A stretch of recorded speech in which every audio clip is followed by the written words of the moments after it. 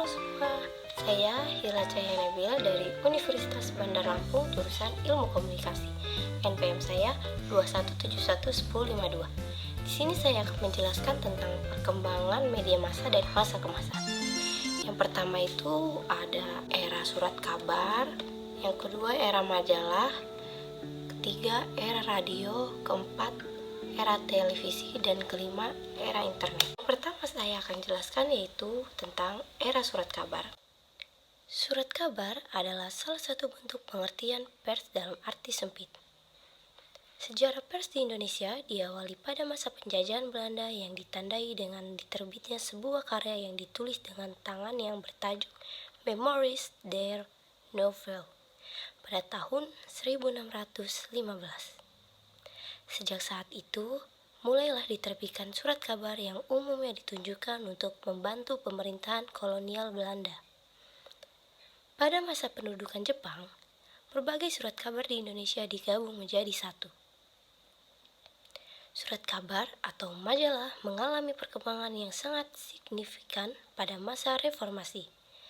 Hal ini dibuktikan dengan data yang dikeluarkan oleh Dewan Pers yang menyebutkan bahwa hingga tahun 2015, jumlah media cetak di Indonesia total mencapai 321 pers cetak, baik yang diterbitkan secara harian, mingguan, maupun bulanan.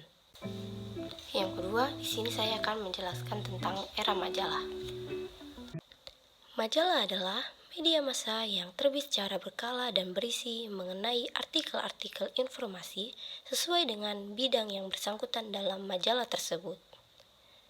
Keberadaan majalah ini muncul tidak lama setelah surat kabar muncul.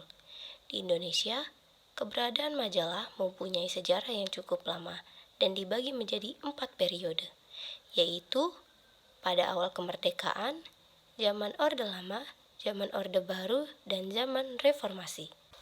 Dan yang ketiga, saya akan menjelaskan tentang era radio.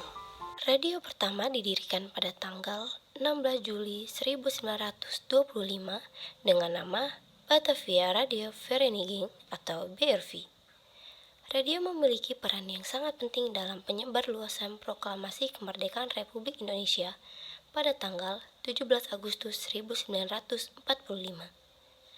Pada masa kemerdekaan, tepatnya tanggal 11 September 1945, para pimpinan radio yang tergabung dalam Perikatan Perkumpulan Radio Ketimpuran atau PPRK sepakat mendirikan organisasi radio yang dinamakan Radio Republik Indonesia. Keberadaan radio diatur oleh pemerintah melalui Direktorat Jenderal Radio, Televisi, dan Film. Pada masa Orde Baru, perkembangan radio swasta dimulai di Indonesia. Keberadaan radio siaran swasta diatur dengan ketentuan tersendiri yang mengacu pada Peraturan Pemerintahan Republik Indonesia Nomor 55 tahun 1970 tentang radio siaran non-pemerintah. Radio siaran swasta di Indonesia membentuk organisasi tersendiri yang diberi nama PRSSNI atau bisa disebut Persatuan Radio Siaran Swasta Nasional Indonesia. Berdasarkan data yang dipublikasikan oleh Dewan Pers, hingga tahun 2015, jumlah stasiun radio di Indonesia mencapai 674 stasiun radio. Yang keempat, saya akan menjelaskan tentang era televisi.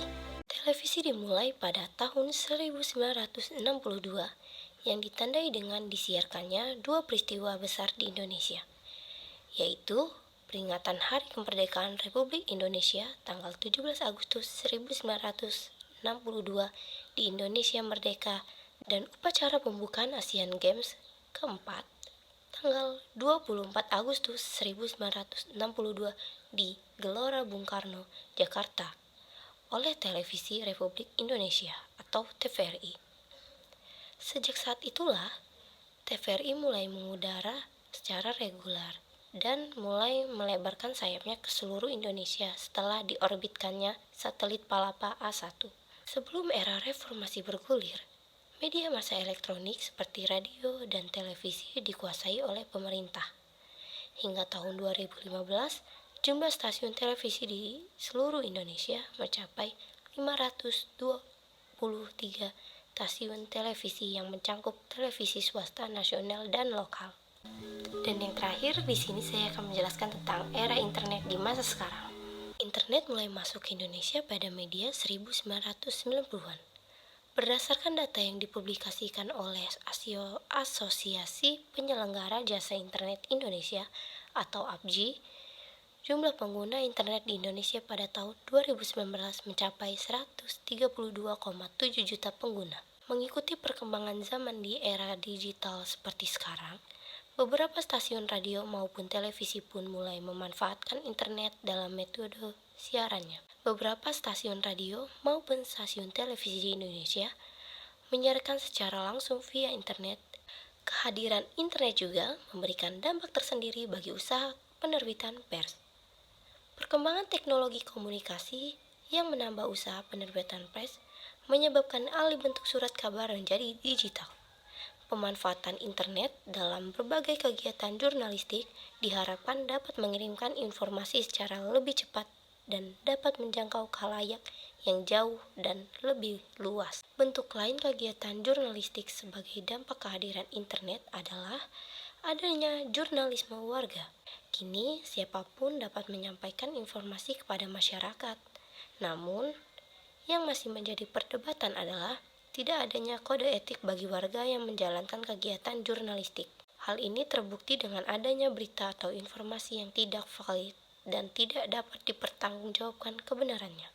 Segitu saja yang dapat saya jelaskan tentang perkembangan media dari masa ke masa. Terima kasih.